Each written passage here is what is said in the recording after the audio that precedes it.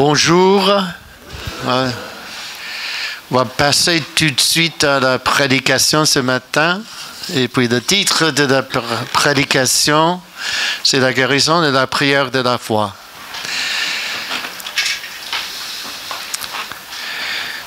Nous croyons dans la guérison. Nous savons que nous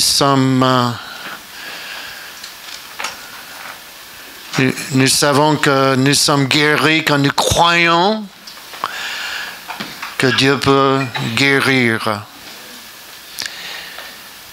Mais quelle est la part de la foi dans le processus de guérison? Jacques au chapitre 5, au verset 15, nous dit « La prière de la foi sauvera le malade. » Pas peut-être, mais sauvera le malade. En même temps, de combien de fois avons-nous besoin pour voir quelqu'un guéri? À qui la foi est-elle nécessaire pour faire l'expérience d'une guérison? En qui devons-nous mettre notre foi?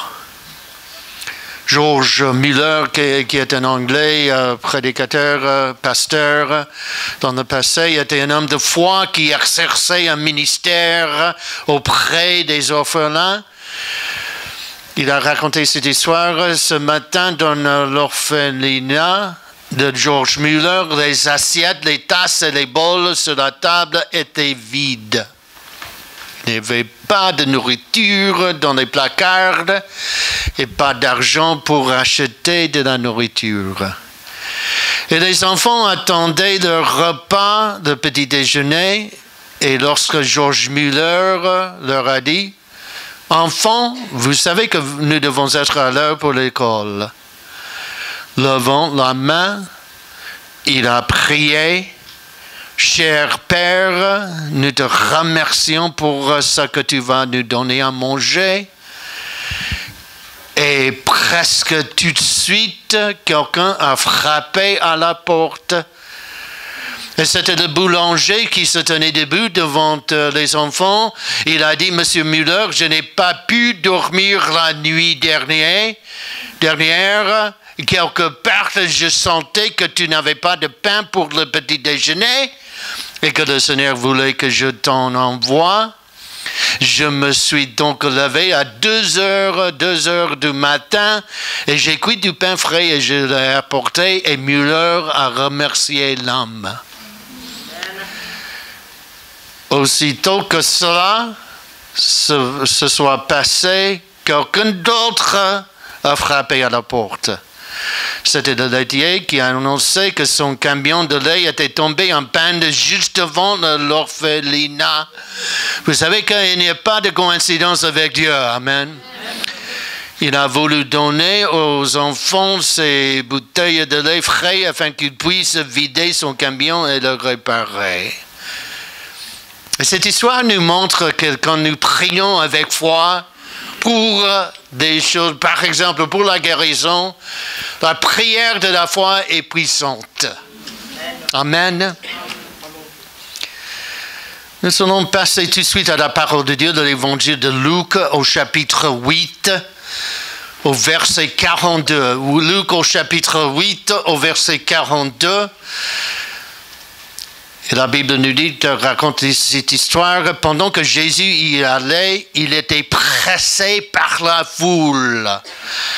Jésus devenait de plus en plus connu dans la région parce qu'il était en train, il guérissait les gens, et les gens dans la région se disent, avez-vous entendu des nouvelles? Jésus guérit des gens. Au verset 44, nous ne connaissons pas son nom, donc elle représente tous ceux qui souffrent et ont besoin de l'aide de Jésus.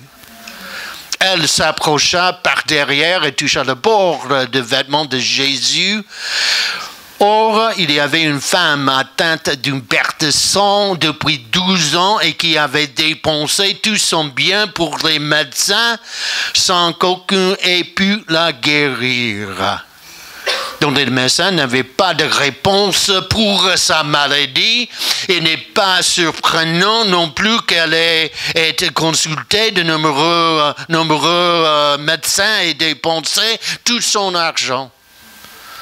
Elle devient de plus en plus malade, elle était épuisée financièrement. En fait, Marc au chapitre 5, au verset 26, nous dit qu'elle avait beaucoup souffert entre les mains de plusieurs médecins. Et les médecins ne pouvaient tout simplement pas l'aider. Depuis 12 ans, elle souffrait entre guillemets des problèmes de sang. Son pronostic était sombre, sans miracle. Il n'y avait aucun espoir. Elle était sans abri à cause de cette maladie. En plus, c'était impossible pour elle d'avoir des enfants. Elle était également isolée socialement. Son problème particulier la rend rituellement impure. Et être impur signifiait qu'on vous empêchait d'entrer dans un endroit sacré. Vous ne pourriez pas entrer dans le temple ou bien dans la synagogue si vous étiez impur.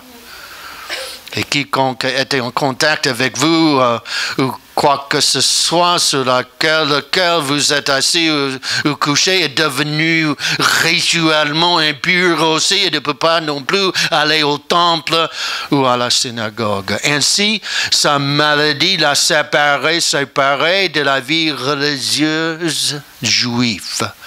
Donc sa visite, mes amis, ce matin pour voir Jésus est importante car c'est son dernier espoir d'être guéri. Elle était désespérée. Vous voyez que dans la Bible, chaque miracle dans la Bible a commencé par une impossibilité. Vous êtes là? Matthieu au chapitre 19 au verset 26, aux hommes cela est impossible, mais à Dieu tout est possible. Au verset 44, elle s'approcha par derrière et toucha le bord du vêtement de Jésus et au même instant, la perte de sang s'arrêta. Donc le contexte, mes frères et mes sœurs, ce matin, c'est le suivant. Pendant ce temps totalement ignoré, une femme frêlée, penchée, maladive, se fraye un chemin à travers la foule. Son visage était particulièrement couvert pour que personne ne la reconnaisse. La douleur physique était toujours là et pourtant elle continue à suivre Jésus pendant peut-être très longtemps. Et nous la voyons, ses bras sont maigres, ses mains tremblantes lorsqu'elle les tend vers Jésus. Et maintenant, elle n'est plus que quelques mètres. Et le moment arrive où Jésus passe juste à côté d'elle. Et personne ne remarque quand elle tend la main pour toucher la frange bleue et blanche au coin de son manteau. Sa touche était une touche d'espoir. Jésus était son dernier espoir. Vous voyez que ce matin, que cette femme était persistante. Elle était persistante, elle n'allait pas accepter non pour une réponse. Elle était déterminée. Si seulement je pouvais toucher ses vêtements, je serais guérie. Elle voulait être guérie plus que toute autre chose dans sa vie. Elle était disposée à risquer la mort pour toucher la frange du vêtement de Jésus. Quand nous prions avec la foi, nous devons être persistants. Il y a 4 ans que j'étais aux États-Unis, dans l'État d'Illinois, et juste avant que je ne prêche, le pasteur s'est levé pour me présenter, comme David a fait ce matin. Il a dit que son père était en train de faire baptiser dans l'eau le jour même. C'était formidable. Et son père était venu à Christ 3 jours auparavant. Mais voici ce qui est important. Le pasteur avait prié pendant plus de 53 ans pour son père de venir à Jésus. Nous devons être persistants quand nous prions. Pourquoi? Pourquoi devrions-nous toujours prier et ne pas abandonner? Dieu est-il sourd comme un vieux papy? Qu'est-ce que tu as dit? Est-ce que c'est difficile d'attirer son attention? Devons-nous continuer à le déranger jusqu'à ce qu'il lève les mains au ciel, dégoûté, en disant « Si je n'accepte pas leur demande, je ne me reposerai jamais. » Dans Daniel de l'Ancien Testament, dans Daniel au chapitre 10, nous lisons que « Et voici une main me toucha, Daniel, et secoua mes genoux et mes mains. Et puis il me dit, Daniel, un bien-aimé, sois attentif aux paroles que je vais te dire et tiens-toi debout à la place où tu es, car je suis maintenant envoyé vers toi. » Et lorsqu'il m'eut ainsi parlé, je me tins debout en tremblant. Il me dit, Daniel, ne crains rien, car dès le premier jour où tu as eu à cœur de comprendre et de t'humilier devant ton Dieu, dès le premier jour, vous avez entendu cela? Tes paroles ont été entendues. Et c'est à cause de tes paroles que je viens. Ce n'était pas la première fois qu'un ange le dit à Daniel, dans Daniel au chapitre 9, au verset 23, dès que vous commencez à prier, une réponse a été donnée et que je suis venu vous dire, car vous êtes très bien-aimés et estimés, par conséquent, considérez la parole et comprenez la vision. En d'autres termes, ce matin, chaque fois que vous et moi, que nous prions, non seulement Dieu entend nos prières, mais un ange est immédiatement envoyé du trône de Dieu pour répondre à nos prières. Est-ce que vous croyez qu'il y a des anges qui existent dans le monde aujourd'hui? Mais cela ne répond toujours pas à la question pourquoi devrions-nous toujours prier et ne pas abandonner. Quand Daniel a prié, des forces démoniaques se sont soulevées, le prince de Perse et la guerre angélique a été déclenchée. Nous sommes, que nous avons étudié, je crois que c'était la dernière fois que j'étais ici, nous sommes en guerre spirituelle. Et savez-vous ce que cela veut dire? Cela signifie que lorsque vous priez, vous libérez les pouvoirs même du ciel. Quand vous priez, vous avez le pouvoir de combattre les forces des ténèbres. Et cela signifie que lorsque vous priez, les anges sont prêts à se battre pour répondre à nos prières. Est-ce que quelqu'un peut dire Amen ce matin? Comme Hébreux au chapitre 1, au verset 14, nous dit, les anges sont des esprits au service, envoyés de Dieu, envoyés pour servir ceux qui hériteront du salut. Et quand nous prions, les anges sont là pour exercer un ministère. Daniel a prié 21 jours et l'ange a été envoyé le premier jour où il a prié. Vous avez entendu cela? Le premier jour. Mais il n'est pas arrivé que la réponse n'est pas arrivée que le 21 jours.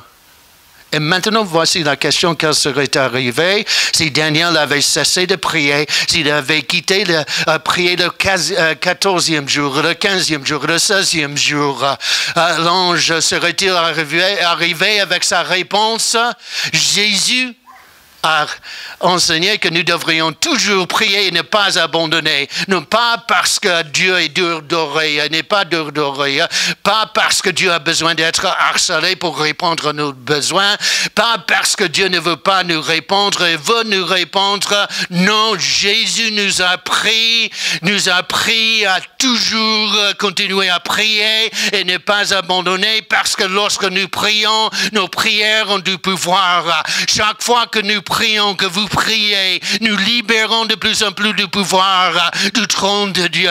Priez-vous, par exemple, pour un membre de votre famille de devenir chrétienne. Chaque prière que vous priez, mais de plus en plus de pression, de conviction sur cette personne pour qu'elle écoute Dieu.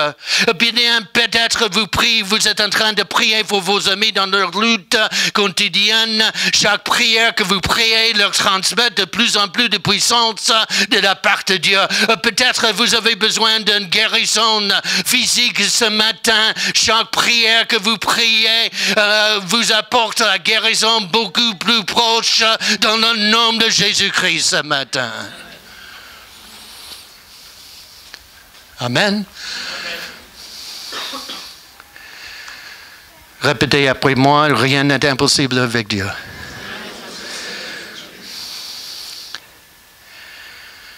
Jérémie nous dit dans Jérémie 32 au verset 17, « Ah Seigneur, souverain, tu as créé les cieux et la terre avec ton grand pouvoir et les bras tendus. Rien n'est trop difficile pour vous. » Jérémie au chapitre 32 au verset 27 nous dit, « Je suis le Seigneur, le Dieu de tous les hommes. Est-ce que quelque chose est trop difficile pour moi? » Vous me dites, Georges, vous ne connaissez pas ma situation. Mais mes amis, nous n'avons pas à connaître votre situation. Tout ce que nous avons besoin de savoir, c'est Dieu.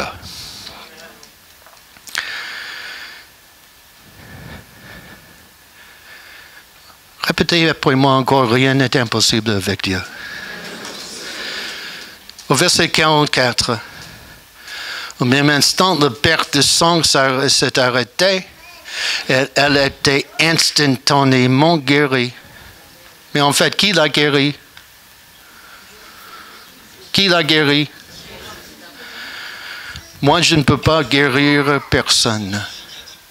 Seul Jésus peut guérir. C'est pourquoi s'il y a quelqu'un qui est venu ici ce matin en fauteuil roulant, je vais prier pour cette personne parce que ce n'est pas moi. Je n'ai pas d'une hésitation de prier pour cette personne. Je n'ai pas honte de prier pour cette personne parce que ce n'est pas moi qui est le guérisseur, c'est Jésus ce matin. C'est Jésus qui est le guérisseur. Mon rôle est simplement de prier, c'est le rôle de Jésus de guérir. Vous êtes là? L'Exode chapitre 5, 15 au verset 26, Dieu a dit, « Je suis l'Éternel qui te guérit. » Au verset 45, et Jésus dit, « Qui m'a touché, comme tous sont défendus. » Et Pierre et ceux qui étaient avec lui dirent, « Maître, la foule t'entoure et te presse que tu te dis, et tu dis, qui m'a touché, c'est-à-dire, tu es devenu fou, Jésus. » La foule, il y a beaucoup de gens là-bas. Au verset 46, mais Jésus répondit, quelqu'un m'a touché car j'ai connu qu'une force était sortie de moi. Ça c'est quoi? Ça c'est l'onction du Saint-Esprit. Donc le contexte encore. Si vous êtes là, levez la main ce matin. Amen.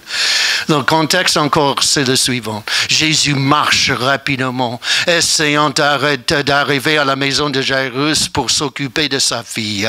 Et les disciples essayaient de lui frayer un chemin. Il n'y avait pas de place pour le délai. Jésus n'avait pas le temps de perdre car la fille de Jairus était en train de mourir et c'était une foule massive et des gens partout dans le monde. Est presque impossible pour cette femme qui est très très fragile de s'approcher de Jésus. Mais pourtant Jésus s'est arrêté de la guérir. Ce n'était pas la cible principale du ministère de Jésus. Et à ce moment-là, Jésus prend le temps de changer sa vie. Vous savez que Jésus est toujours là pour vous et Jésus est toujours là pour moi. Vous n'avez pas à prendre rendez-vous avec Jésus. Jésus n'est jamais trop occupé pour nous, jamais. Lorsque nous appelons le ciel, la ligne téléphonique n'est jamais occupée. Nous n'avons pas à laisser un message vocal. Si tu as besoin de Jésus, appuie sur 1. Si tu as besoin d'un ange, appuie sur 2. Si tu as besoin d'aide financière, appuie sur 3. Non, il est toujours là pour vous. Il est toujours là pour moi. En fait, en Hébreu, au chapitre 7, au verset 25, nous dit que Jésus est au ciel, assis à la droite de Dieu. Prions pour moi. C'est-à-dire, ce matin, si vous avez un besoin, Jésus est au ciel en priant pour vous ce matin. Jésus est en train de prier maintenant à 12h40, 40 quelque chose, en priant pour vous ce matin. Si vous avez besoin physique, il prie pour vous dans le nom de Jésus-Christ. Amen.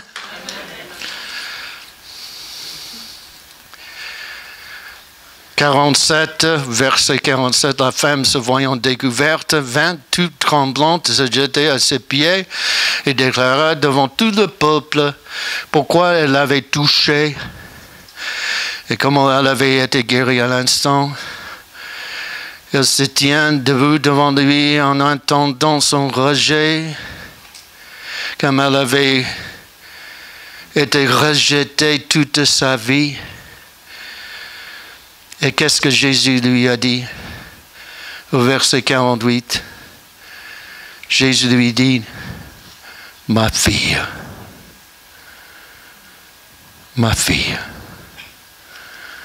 ta foi t'a sauvée.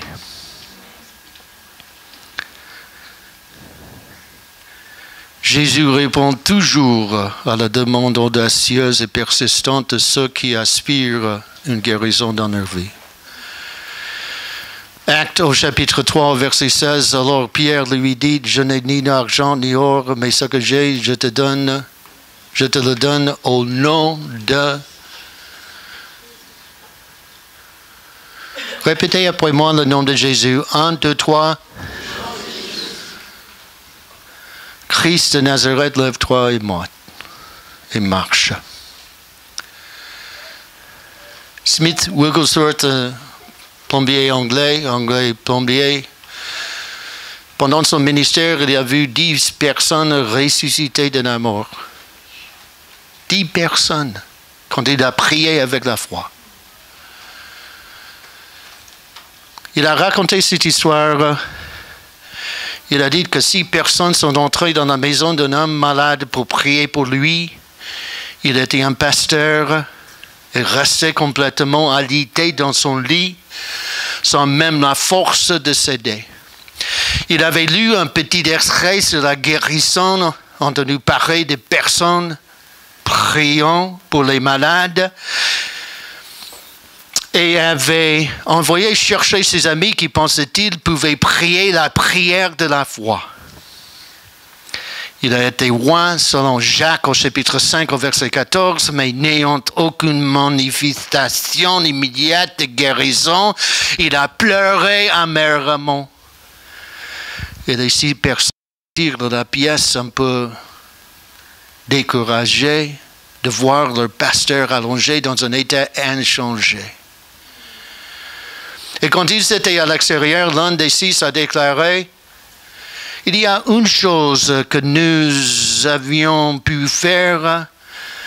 J'aimerais que vous reveniez avec moi et l'essayer. » Et ils sont retournés et se sont tous réunis en groupe. Et ce frère a dit, « Laissons-nous chuchoter le nom de Jésus. »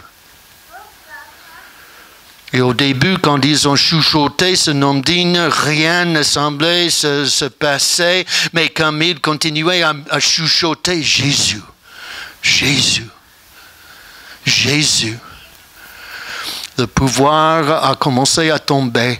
Et quand ils ont vu que Jésus commençait à travailler, leur foi et leur joie ont augmenté. Et ils ont murmuré, chuchoté le nom de plus en plus fort. Jésus, Jésus, Jésus. Et ce faisant, leur pasteur s'est levé et s'est habillé. Il a été totalement guéri dans le nom de Jésus-Christ.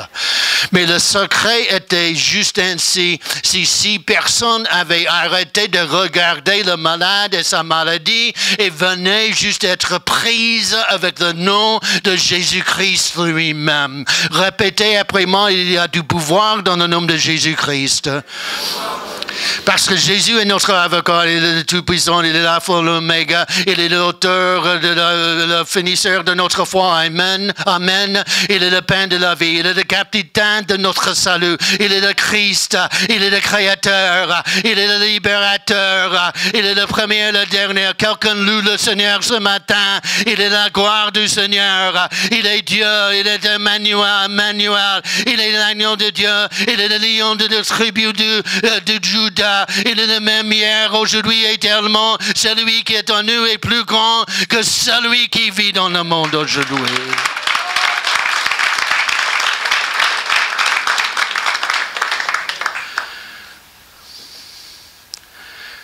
Ce n'est pas... Je pense que je peux, mais je pense que je peux tout faire par celui qui me fortifie. Et dans nos conversations avec Dieu, nous lui parlons de nos besoins, de nos difficultés, de nos désirs, de nos objectifs, de nos sentiments. Et c'est incroyable, même après des décennies que j'ai servi le Seigneur, que Dieu m'écoute. Le Créateur de l'univers. Mais voici ce que je suis en train d'apprendre, que plus que de parler à Dieu, à notre situation, nous devons parler à notre situation à propos de Dieu.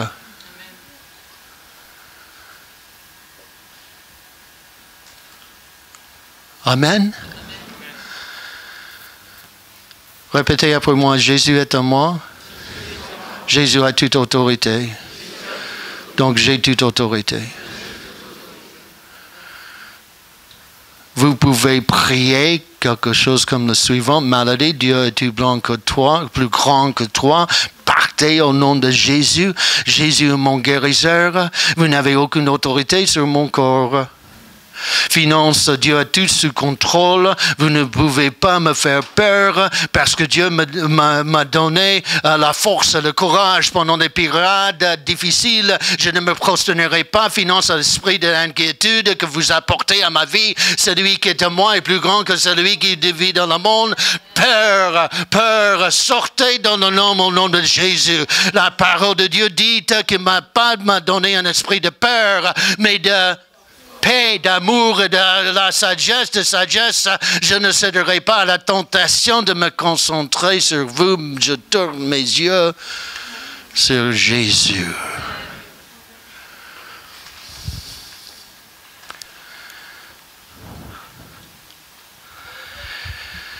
Au mois dernier, en mai dernier, mois de mai, nous étions à Angers, et avec Pasteur Daniel, et j'ai prêché à propos de la guérison. Et après avoir prêché, nous avons prié pour un homme qui avait besoin d'un nouveau cœur physique. Il a besoin d'une transplantation cardiaque. Et cette semaine, j'ai reçu un email de Pasteur Daniel qui disait ceci. L'autre bonne nouvelle concerne la santé de Christian pour qui nous avions prié lorsque vous étiez à Angers. Depuis, les médecins avaient préconisé un cœur artificiel car il fallait attendre trop longtemps pour une transplantation cardiaque. Pour cela, il a suivi une thérapie afin de pouvoir vivre avec cette prothèse au mieux 1 an. Il avait 1 an, au mieux. Daniel a écrit en juin, il a dû être hospitalisé en urgence, mais pendant l'été, à la surprise des médecins. Son état s'est nettement amélioré au point que la semaine dernière, ils lui ont annoncé qu'il n'avait pas besoin d'une opération car les artères avaient repris une taille normale pour avoir un débit sanguin suffisant pour que le guerre irrigue tout son corps. Il a été guéri dans le nom de Jésus-Christ.